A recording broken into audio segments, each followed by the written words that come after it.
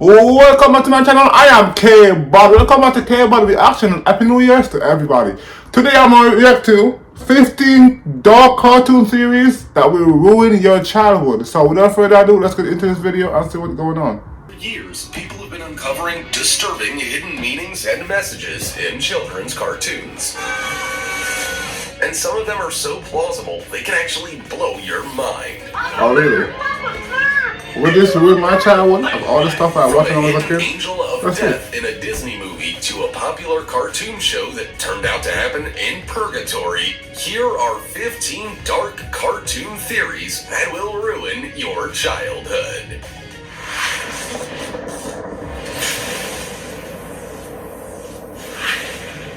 Number 15. Squidward's Theory. If you're familiar with creepypastas, you're probably also familiar with the Squidward meme of him taking his own life. The terrifying meme started in the dark corners of the internet like 4chan and Reddit, where people would modify still images of the show SpongeBob SquarePants and add a little horror and creepiness to it, hence the name creepypasta. That's where the meme of Squidward taking his own life began. In the meme, you could see the fictional character with a black background and shiny red eyes. It was quite horrifying, actually, but it stayed amongst the horror fan base of the internet for years, till now. The show's animators decided to incorporate the meme in one of their episodes, which is very strange since the main demographic of the spectators are still children and the subject is a little dark, to say the least. The episode in question shows SpongeBob and Squidward as they explore a town that mysteriously doesn't adhere to the rules of logic. Then, suddenly, a row of doors appears, and Squidward proceeds to open one of them to see what's on the other side, only to find alternate versions of himself. At this point, the episode is already quite nightmarish, but it gets worse. One of the doors clearly shows him after taking his own life, and it's terrifying. Which one? Before we go on, like this video, smash the subscribe button and click the notification bell right now, or this centipede will crawl on your face when you're sleeping. Okay. Number 14. Toy Story 3 is about the Holocaust. As crazy as dark cartoon theories go, this might be the darkest. Some people believe that Toy Story 3 is about the Holocaust. You know, when Adolf Hitler killed 6 million. A children's movie be about such a dark episode of our past? Well, for starters, the speech that Woody gives at the beginning of the film is almost identical to one in The Pianist, an award-winning Holocaust drama made by Roman Polanski. All the toys then decide to seek refuge in the attic, which is clearly a reference to Anne Frank, who was a Jewish little girl that had to hide in an attic from the Nazi soldiers. The toys are then all crammed into a box and taken away to a daycare center, which is a clear reference to the trains that took people to the concentration camps. You could argue that a daycare center's not a concentration camp, but in the movie, it isn't a happy place for the toys. The children constantly abandon them until they are too damaged. They then get sent down the waste chute, which might also be considered as a gas chamber. The similarities are too many to be a coincidence. Number 13. Mr. Krabs rescued Pearl from the hunters. There are a lot of different theories about Mr. Krabs and his daughter, Pearl, because as we all know, it would be impossible for a crab to have a whale as a dog. That's what I never get. Seems to be the most accepted by the fans is the one that says he accidentally rescued Pearl when she was a baby because some hunters or fishermen killed her mother. No, baby, no more crying. We'll get you a date. So, seeing the little Pearl all alone and scared, Mr. Krabs just took her with him and raised her as his own. This theory really fits because, for example, Mr. Krabs has shown extreme fear of hooks and has repeatedly warned Patrick and SpongeBob of the grave danger of being near them. Also, Mr. Krabs loves money and he hardly ever spends it or gives it to anyone. But if Pearl asks him for money, he gladly gives it to her. Maybe he feels bad because he couldn't save her mother. There are many other theories about this subject, but this is the one that seems to fit the best. Keep it in mind the next time you watch the show. Number 12. The Smurfs are anti-Semitic and racist. Antoine Bueno is a professor at the Paris-based university Sciences Po, and he recently published a book where he analyzes the Smurf society and political situation. Let me explain. He thinks the Smurfs children's TV show is anti-Semitic. He starts by stating that Smurfs live in a political dictatorship. They're discouraged from taking any kind of initiative, and they all eat together in the same communal room. There's only one leader, and they rarely leave their home country. Papa Smurf! Are you all right? I'm fine. It's starting to sound like communist Russia, and there's more. Papa he starts by stating that Smurfs live in a political dictatorship. And then we have the number one enemy of the state, Gargamel, which Bueno says is an anti-Semitic caricature of a Jew. In other words, your favorite kids show is a totalitarian utopia. There's even one episode where the Smurfs are bitten by a fly and their skin turns black and they lose the ability to speak. And that clearly has colonial overtones and also profound and clear racist traits. The craziest part about this theory is that I never really watched it when I was a kid. It was right in I front watched of a our couple eyes episodes all here and this there. time, and we didn't even notice. Number 11. Snow White is about cocaine and addiction. Oh, really? The theory that the Disney movie Snow White is about cocaine addiction has been around for a long time, but it's easy to understand why. There are so many different coincidences that it might just be true. First of all, the name of the main character, Snow White. Now, I don't know if you know what cocaine looks like, but it is literally a white powder that looks exactly like snow. Then there are the names of the 7 dwarves, which are named after their personalities. And believe it or not, they match exactly the different stages of cocaine addiction and withdrawal. The first 2 are happy and grumpy, and those make a reference to the mood swings that are caused by using cocaine. Gosh, gee, what a monster. Addicts will have very aggressive mood swings several times a day. And then we have dopey, sleepy, and sneezy, which are nods to actual stages of being on the drug. Dopey literally means high. You sneeze a lot when you take cocaine because it's a powder and you take it through your nose. And then you finally feel incredibly sleepy after having spent all your energy running about. And finally, we have Snow White's big sleep, which could be an overdose. Or is that going too far? Number 10.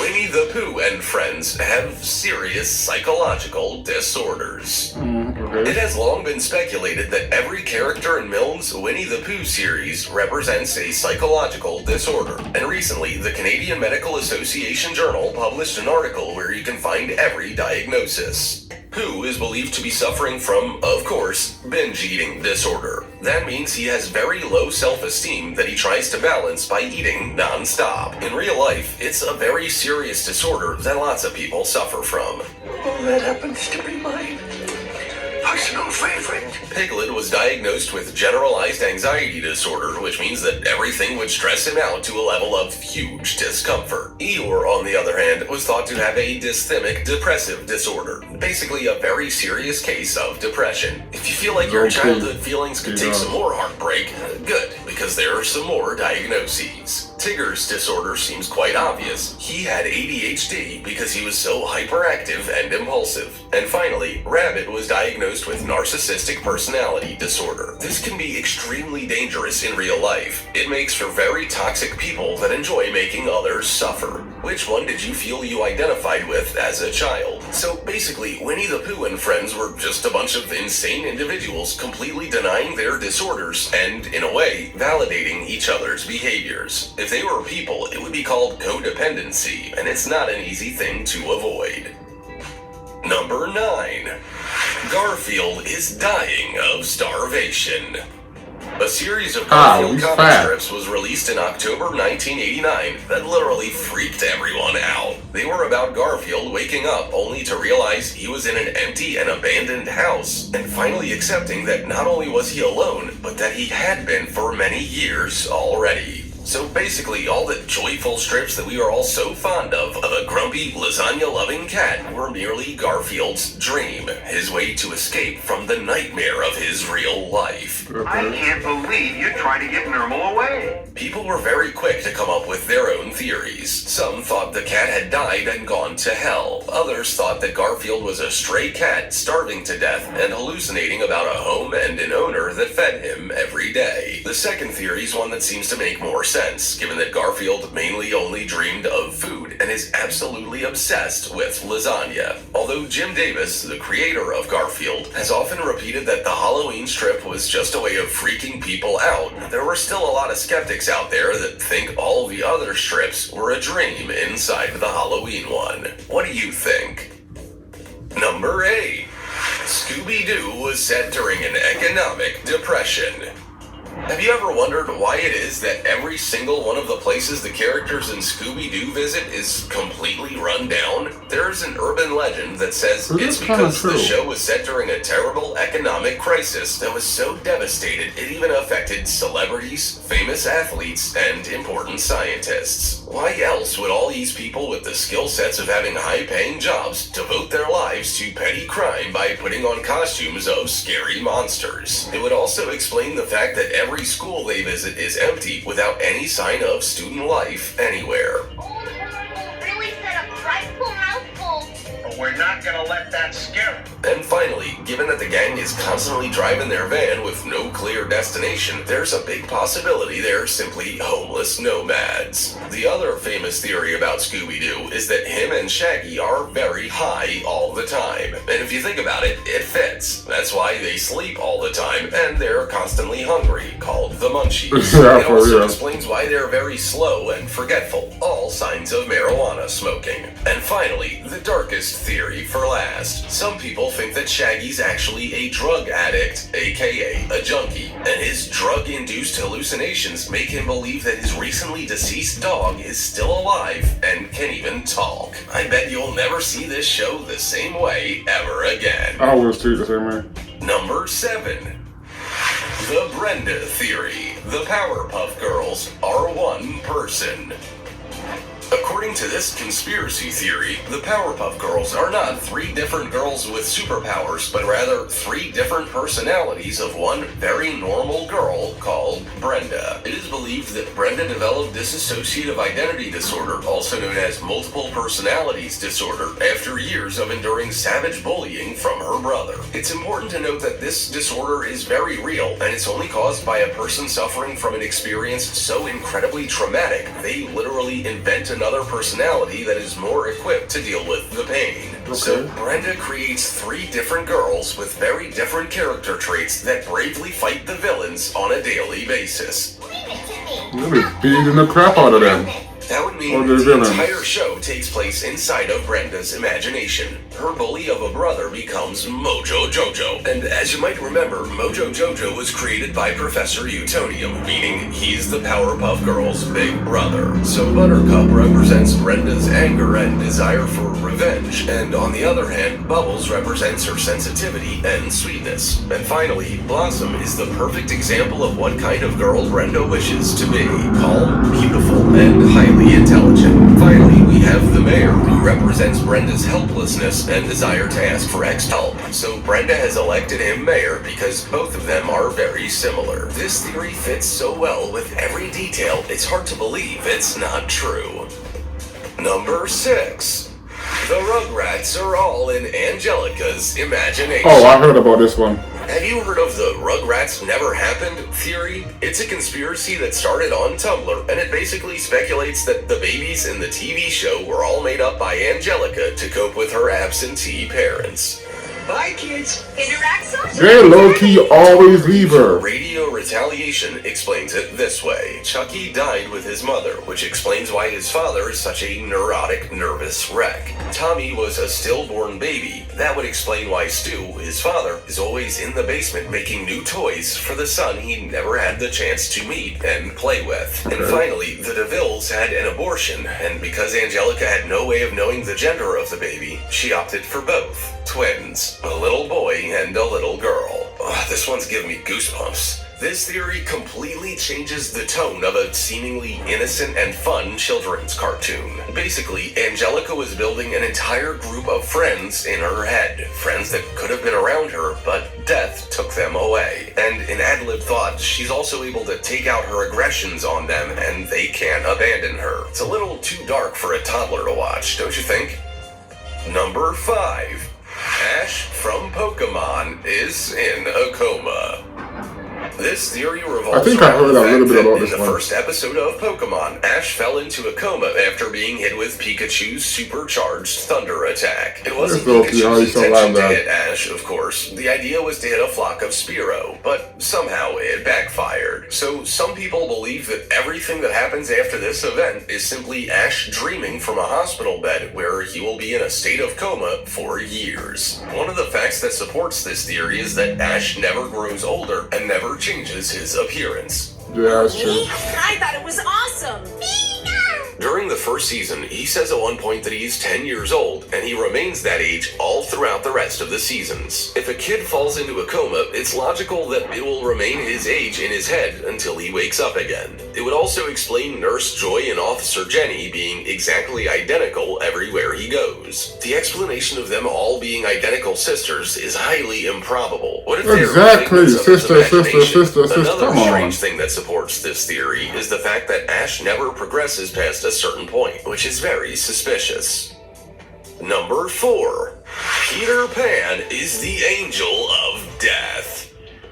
Peter Pan is an all-time Disney classic. Aside from being a little bit racist, it's also hiding a secret meaning. There's a theory that stipulates that Peter Pan is actually an angel that is guiding children to heaven, or Neverland. I have a feeling a little trip to Neverland. And that's why the kids never grow up, because they are all dead. And when you dig into the origins of the Peter Pan story, it all makes too much sense. Maybe even a little too much for comfort. It turns out Disney isn't the original creator of the story, but Scottish writer Sir James Matthew Barrie. And the original title of the book was Peter and Wendy. And Barrie lost his little brother David in a terrible ice skating accident only 2 days before his 14th birthday. The two brothers were very close, and this loss deeply affected both Barrie and his mother, who took solace in the idea that their son would never grow old this way. Knowing this, it becomes evident that David could have been a strong source of inspiration for Peter Pan. But